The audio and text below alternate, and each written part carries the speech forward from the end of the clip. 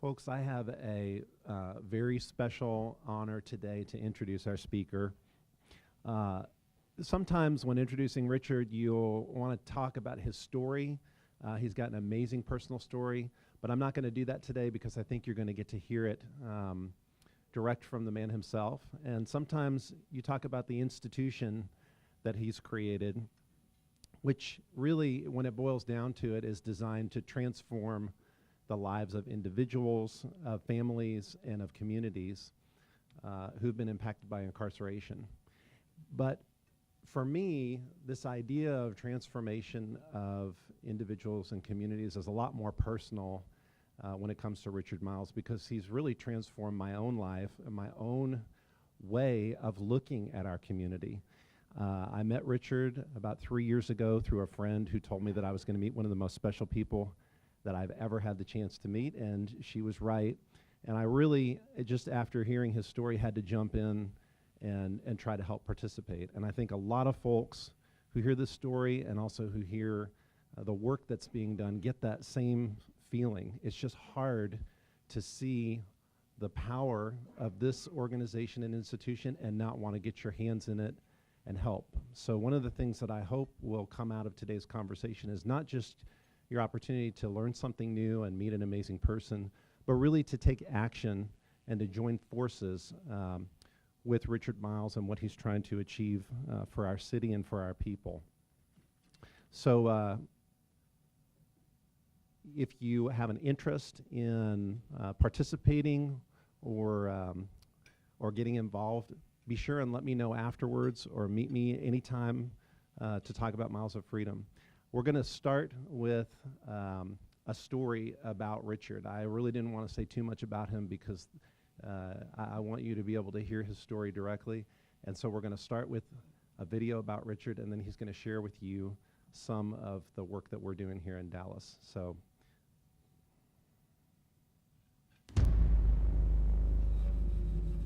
My number was 728716, and I learned that number more than I learned my name, my family, or my social security number, because that's what I was defined as, a number.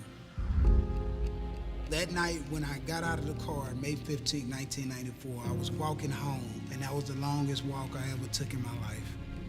It took 15 years to get home. The actual crime took place approximately 6 miles away from where I was actually walking at. I was taken not because I fit the description, but because I fit the demographics of an individual that killed one person and shot another person. I went to prison for 15 years for a crime that I did not commit. I was 19 years old. One of the first things that happens when you're incarcerated is you are immediately reduced from a human to a commodity. You are not a citizen anymore. I believe there is a purpose for what I went through. And with that on my mind, I strive every day to be held accountable to what God has for me.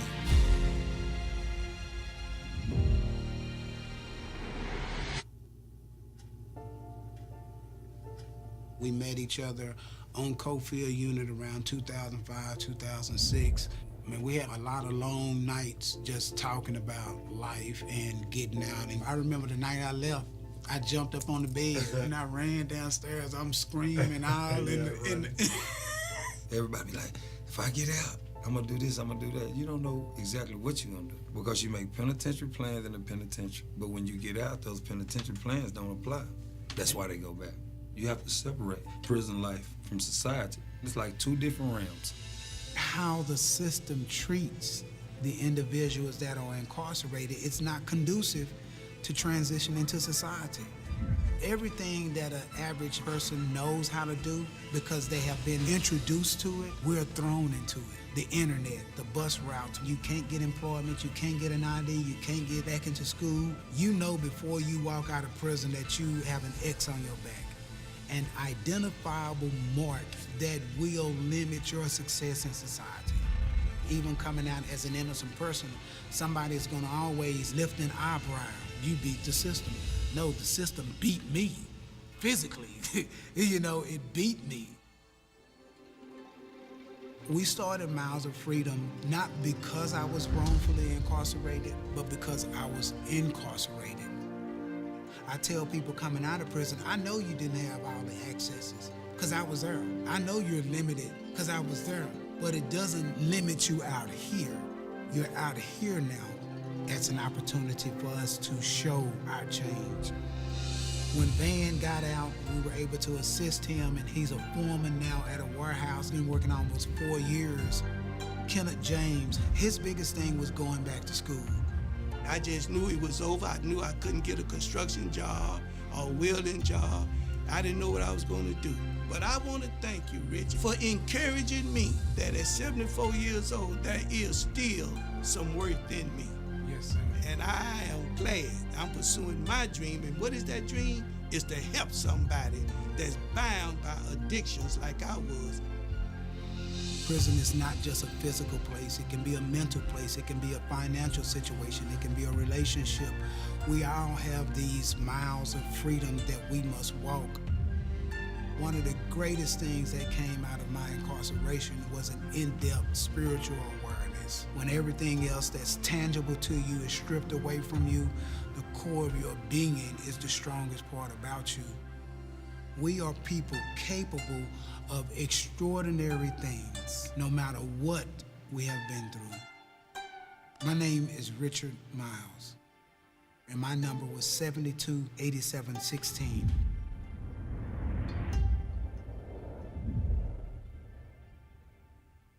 So please welcome my friend and teacher and mentor, Richard Miles.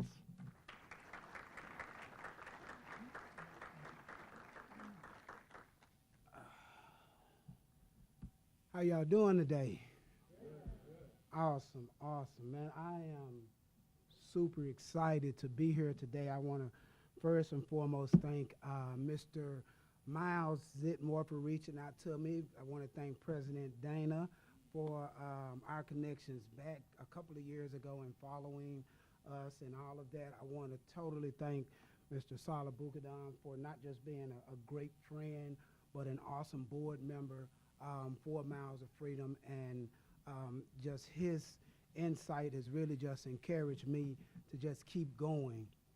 The video that you just saw was a project that was done through a national initiative, 2017 Stand Together. We were one of the cohorts that did some work in Washington and so forth, and out of that came that film, as well as an 8-day journey to Jerusalem. I was able to go into Tel Aviv and went all the way from Tel Aviv to Damascus, and so the Dead Sea, Mount Olive. So it was a lot of great stuff that came out of that connection, and so now we're able to use that as a platform, you know, as an introduction, and so that's where I came from. And when I got this call to come, I've been excited for like almost a year. I got this call like last year, July, and I overlooked my calendar, and I just flew in yesterday from Scottsdale, Arizona. We had an event out there, super phenomenal. I got in today, and Sala was like, man, did you just get back? I said, I got in today, but I'm good, so I'm most richly blessed to be here. So what I would like to talk to you guys about for a little bit, my theme is basically rebuilding after the breakdown. Rebuilding after the breakdown, or more closely connected to my story, I want to address mental models of incarceration. I want to address our mental models of incarceration. There are particular models that we as society have been placed in, either by virtue of where we come from, the environment, or what we've been exposed to. And there are just things that we will not and cannot get out of our head in regards to incarceration. And so prayerfully, after this discussion, after this dialogue, if I don't at least address the mental models of incarceration. I'm hoping I can at least enlighten you about incarceration. Now, trust me, I do understand that a lot of our viewpoints sometimes are like the windows that are distorted right now due to the atmosphere on the outside. But hopefully through conversation, we can move the distortion around and we can see visibly, okay? Because at the end of the day, I think everybody in this room wants a better Dallas. And if you don't want a better Dallas, then you may need to find another Rotary. But I believe this Rotary here wants a better Dallas. So if I'm wrong, excuse me for being wrong. You know, sometimes I am wrong. So at the end of the day, I think everybody in here comes from a standpoint of wanting a better Dallas. But to define what that better Dallas is, we have to assume it comes from different perspectives. And so addressing the mental models of incarceration is basically what I want to speak about. And I want to hit 3 different points, and trust me, I will be out of your way. My first point is we want to address the original constructs. There are some particular things that's already been constructed in our minds as it relates to incarceration, as it relates to individuals. There are things that's already been preconceived. The second thing is to remove debris. Now, you may think I'm in construction, but I'm not. This all came to me as I sat down this morning, these defined outlines. But if you're rebuilding after a breakdown, that's what you need to do, right? You need to understand what was there before, okay? And then the next thing you need to do is what? Remove the debris in order to rebuild. And then the last thing is to implement old and new for a better tomorrow. It's no way for me to say I have forgotten 15 years of wrongful incarceration. I did not. At the age of 19, I was accused of murder and attempted murder. I was given 60 years in the Texas Department of Correction, and I grew up on Cofield Unit, which is the biggest prison in Texas. It houses over 5,000 men, one of 112 prisons that Texas so graciously houses, okay? So we are addressing mental models. So if I harm anybody or step on toes, I do apologize, but the truth hurts, and somebody said, the truth shall set you free. All right, so let me back up, and I want to start with addressing original constructs. Everybody in prison is not guilty. If you look up the National Registry right now, it keeps track of individuals that was wrongfully incarcerated. How was a person wrongfully incarcerated? Multiple ways. You have ineffective assistance of counsel, you have improper police handlings, you have overzealous prosecutors, you have misinformed jurors. There are so many ways that an individual can be wrongfully sent to prison. And so we have to understand that everybody in prison is not guilty. When I was sentenced back in 2000 when I was sentenced back in 1995, I was sent to Cofield Unit, and I met a guy named Benjamin Spencer. Benjamin Spencer has been locked up over 30 years, and he's innocent. Benjamin Spencer told me about an innocence organization by the name of Centurion Ministries out of Princeton, New Jersey. I traveled there frequently. That's why I was in Scottsdale, Arizona yesterday for an event for them.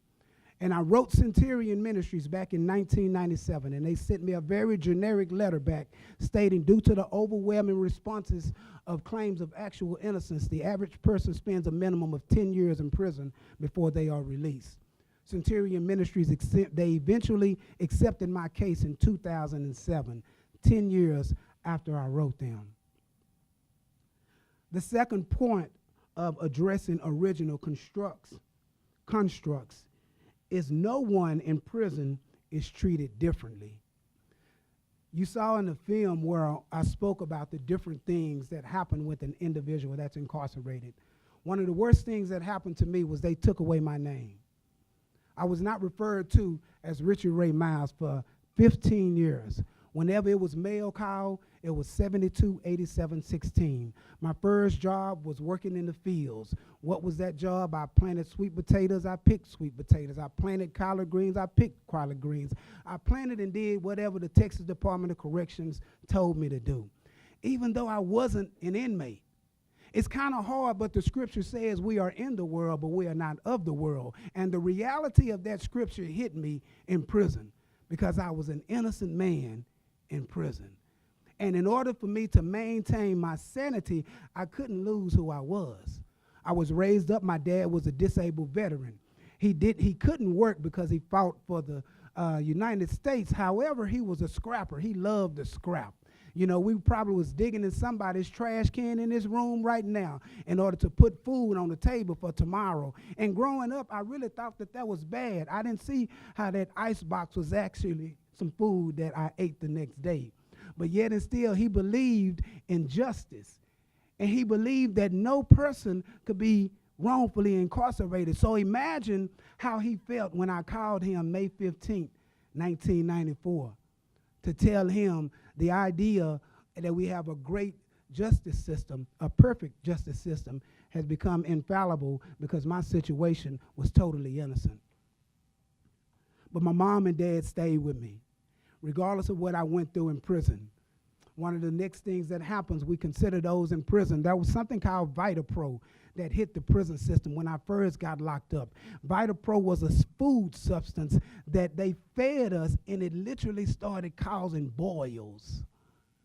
Now, granted, these people in prison are the low caste of society, guess what, and we don't want to deal with them, but 95% of every person in prison will return back to society. I was speaking with Mr. Bill, the judge here, and he was speaking about the transitions of the TDC prison. And if you Google, we've had two great administrations. We've had two great administrations within the TDC system. And both of these administrations implemented changes that was conducive to people returning home from prison. But due to the budget cuts over the couple of years, all of those institutions that was geared towards rehabilitation was slowly stripped away. And so the only thing that happens now in the Texas prison system is free labor and a release. No type of connection of where you're going or anything like that. We're talking about addressing original constructs. What are we thinking about incarceration? Okay, so after you figure out all of this here, what's next? If you believe that you have been thinking wrongly, you need to remove those ideas. But sometimes that's hard because we come from different parts of the universe. We come from different parts of the community where crime is not rampant in my community because we have an overabundance, excess of resources. But in other communities, crime is very rampant. We were able to be at the platform when the feds came to listen in South Dallas. One of my individuals with Miles of Freedom spoke and addressed these issues, how systemically they are deteriorating our communities and they don't allow us to thrive.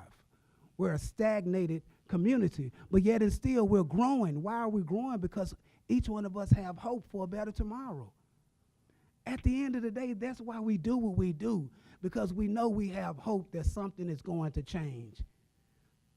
And sometimes if you don't see light at the end of the tunnel, you are the light in the tunnel.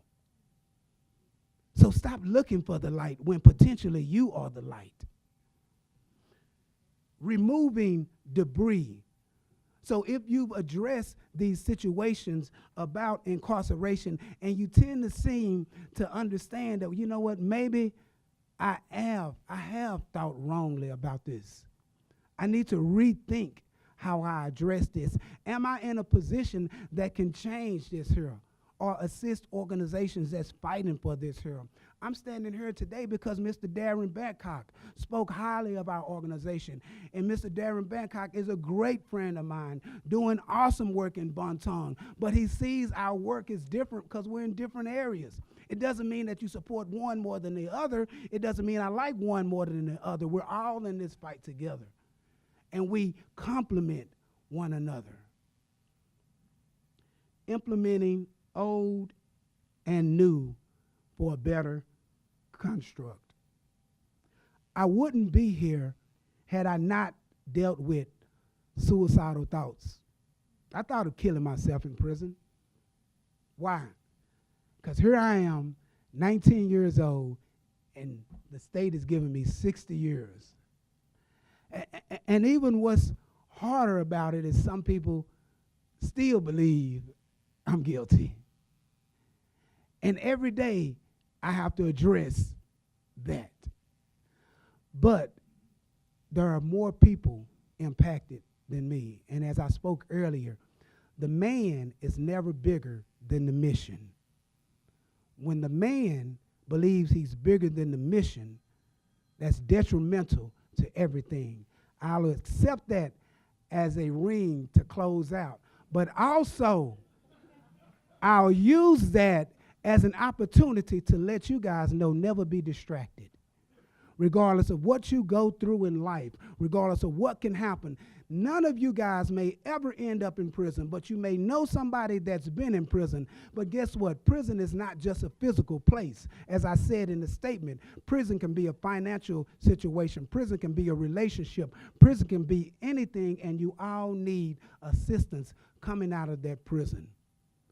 My topic today was basically rebuilding after a breakdown. God has blessed me to rebuild after being wrongfully incarcerated for 15 years. Today, 10 years out, 5 years married, a 4-year-old daughter, and a 7-year nonprofit organization that served 463 men and women last year and connected over 100 families to their loved ones in TDC. I believe that we are most richly blessed. I want to thank you, Dallas Rotary, for offering me this opportunity, and may God richly bless you.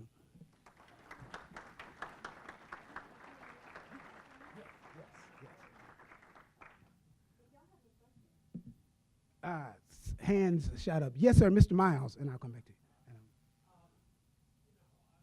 Spoke to you before the program. I mentioned my involvement with another organization, Open Incorporated, and run by a man named Ned Rollo, who actually had spoken to this club a couple of years, actually a number of years back.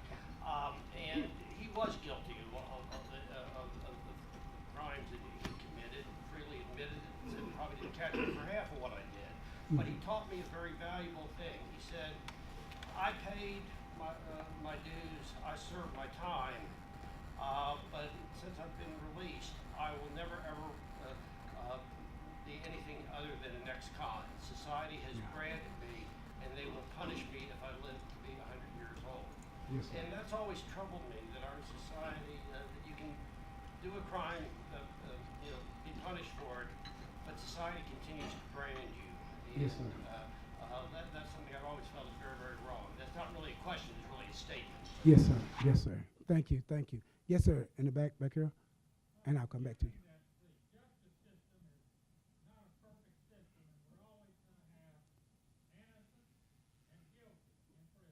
Mm-hmm. After looking at what happens in prison, is it more important to make reparations for the innocent people that go to prison, or to change the attitude of the way the prison is conducted so that the people in prison won't come back? That's an interesting question, and I would falter on the side. It's never good to have an innocent person in prison, regardless of if you're trying to better the prison system for the innocent man in prison. It's never good to have an innocent person in prison. So that's the first thing. The second thing is,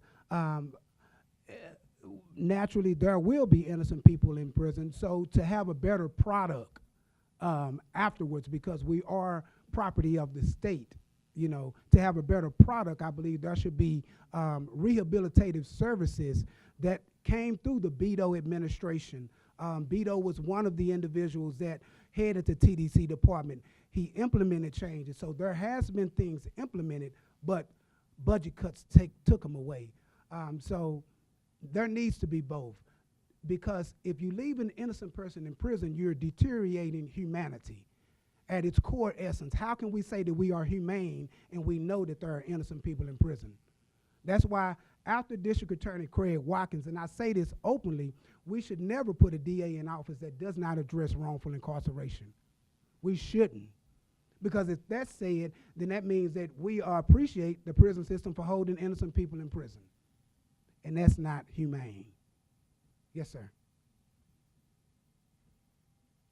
So my question has to do with, how do you personally deal with the feeling of resentment that you would have, because I know how powerful resentment is and how it can just paralyze you. Yeah. And then the second part of that is, do you have to deal differently with people coming out who actually are criminals versus those who know they were innocent? Is there a difference, or does everybody deal with it in somewhat the same way? Two good questions. So the first thing is the person coming out of prison that's innocent, myself, it's been defined as compound post-traumatic stress disorder, because every day I thought it was that next day. I don't think you guys can fathom the idea of being wrongfully incarcerated or in a situation where you're hoping that next day is the day that they say, I'm sorry, we were wrong. And the fact that I'm ushered out of the prison system, and I never get an apology from the entity that kidnapped me is overly hurtful. And there is a sense of resentment, because I've been out 10 years. I've spoken on numerous platforms, and I've always been introduced with resentment. And it cuts at the core, because this is my case. My case made the law books. Ex parte Richard Miles, you can't refute that. But people still refute me. And it becomes a very vulnerable space. People look at me as a story, but it was my life. My dad passed 6 months before I got out. You know, how can I even fractionally put my life back together? So it's really understanding, once again, the man is never bigger than the mission. I can't allow my resentment, my anger, my animosity, my hurt to impact the mission of Miles of Freedom, because it's way bigger than me. Yes, ma'am. And somebody else was...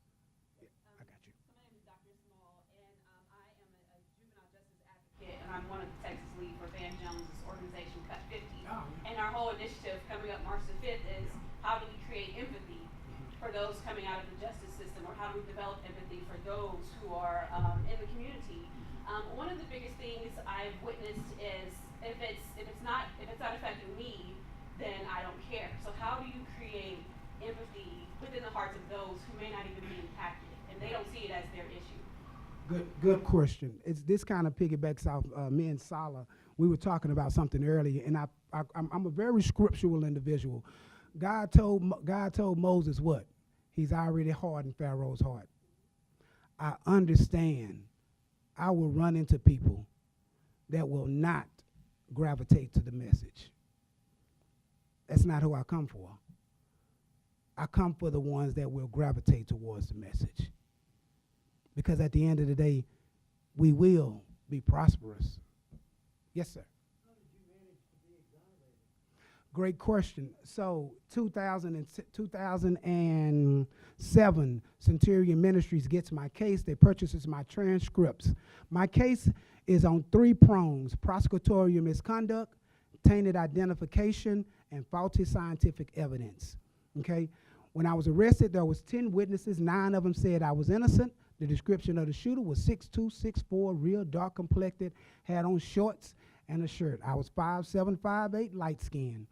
When I went to trial 17 months after I was incarcerated, they never told us that some lady called and told them who really did the shooting. The Dallas Police Department had this in file. When Centurion Ministries began opening up my case, my dad, before he passed, he went to the Dallas Police Department to purchase my transcripts. I filed my own writ of habeas corpus 1107, Strickland versus Washington, Herrera versus Collins, all of that. I had to digest it. We didn't know that this phone call memo telling them who did the shooting, who they were with, what type of gun they was used. They had this before I went to jury trial. This was never turned over into evidence. Not only this, it was multiple pieces of evidence inside the police report that told them that it was another suspect. It was one witness that testified against me. When I was arrested, they took me to the Texaco by Bachman Lake. The 9 witnesses were in front of the Texaco. It was one witness behind the Texaco, and he was the only one that picked me out of a photographic lineup. tainted identification lineup. I was the only person in the lineup with a white tank top on. He then files an affidavit when I'm released, stating that the prosecutor coerced him to say that I was the shooter. He had never seen me a day in his life. The last piece of evidence was a gun ballistics test. Southwest Institute for Forensic Science conducted a gunshot residue test on my hands the night that I was arrested. The lady testified in August of 1995 that the palm of my right hand came back positive for gunpowder, negative anywhere else. We didn't have money. I had a court-appointed attorney, couldn't afford expert testimony. 10 years later, Centurion Ministries hires expert witness to look at the GSR test. It's negative. They send it back to the Southwest Institute Forensic Science lady. She puts an affidavit in the Dallas Morning News stating that if given an opportunity, she would not testify that my hands were positive for gunpowder. My whole case was totally fabricated. It is the first case in Texas where an individual was actually found innocent with no DNA, no confession, and it's strictly Brady violations, tainted identification, and faulty scientific evidence. 52 pages. Yes, sir. I work for several employers, and when we do hiring, we do background checks. What would your message be to an employer who has done a background check? What do you think of it? You know, how do you use that information? And should that in any way be a decider on whether you hire that new employee? So that's a good question, and that's two topics there. So the first thing is obviously I'm not against places of incarceration. I'm just against places of housing. So hopefully we can get some rehabilitation there that's conducive for job training when they come out. But obviously different crimes will limit people. If a person is, has drug cases, you probably don't want to put them in a pharmaceutical department, but can they do floors? Can they, it's not exempt them from employment, period. It's give them an opportunity to employment. Some of the things that we address to employers is obvious tax breaks and benefits that are inclusive for hiring an individual that's been convicted. So when I got out, my job, I worked at Hilton Garden Inn. They are one of our employers right now. They got a tax break because I was incarcerated and because I hadn't worked in 6 months. And then I was a great worker, so they got like 3 incentives for one hiring. And so that's like what we try to sell to employers. After our job readiness workshops that we go through, we have a curriculum that we enforce at the Martin Luther King Center. That's where we're located at. After we do that, we present our organization to them as a liaison. So I think it's just important to know the benefits, tax-related for hiring individuals, and also the obvious empathy for giving that person an opportunity for employment. Last question. Oh, this is, whoa. She raised her hand up. Sorry, sir. You said that you had PTSD and anger.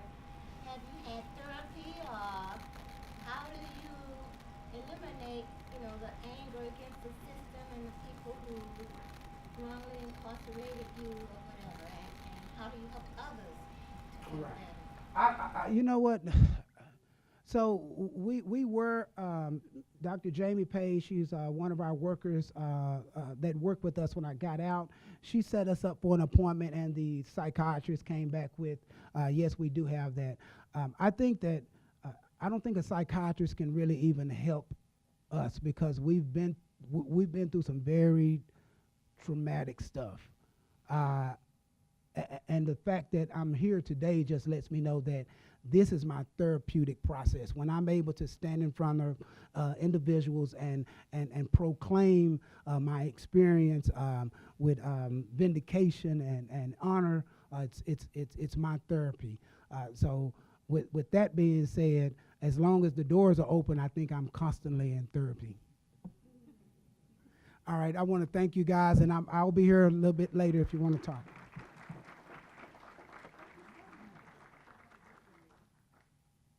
Thank you so much, Richard. This was incredibly inspiring, and I'm sure there's still a lot more questions if you guys want to stick around afterwards.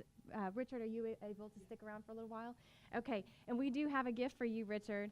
This is the history book of our club. We celebrated our centennial in 2011, and so 100 plus years of service, 108 years this year, as a matter of fact, to the community of the city of Dallas.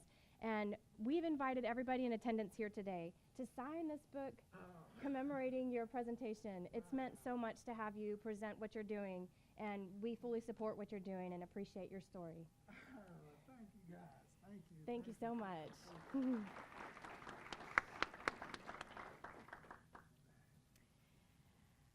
Next week, we will have Trammell S. Crow, the founder of EarthX, formerly known as Texas Earth Day. He's going to come and speak to us, and I'm really excited about that one. On this Saturday, March the 2nd, you have an opportunity to come out and help reforest the neighborhood park on the Santa Fe Trail by planting trees with the City of Dallas, Dallas Parks and Recreation Board. Anyone who wants to attend, grab your kids, grab your friends, show up at the Santa Fe Trail, 5400 Santa Fe Trail in Dallas at 10 a.m., and the City of Dallas will have everything ready for us to plant some trees. It's time for teacher awards. Where's Hubert? Hubert, say hello. Hubert is chairing our annual teacher awards this year. Yes, huge thank you. This is our 26th annual Service Above Self Teacher Awards. So we're really excited to get this kicked off. The applications are online, so if you know of a Dallas ISD school teacher who deserves the recognition for Service Above Self, point them in the direction of the online application on our dallasrotary.org website, and they can fill it out there. The deadline is April the 15th, so you've got a little bit of time to tell your friends. They can get $2,500 cash for doing what they do if they just tell us about it. So please invite your DISD teachers to join us. Now, on your tables, you should see a yellow paper like this. Mr. Steve Cotton has printed this out for us. We have our cigar caucus planned for March the 28th. Mexicali will be catering, so we're going to have some fajitas, and a little birdie told me we might have some fresh lime margaritas made up for us. So please join and plan to bring a friend. For $15, you get into this fun event, and you can even RSVP and pay online to make it easy so we know how much food to purchase.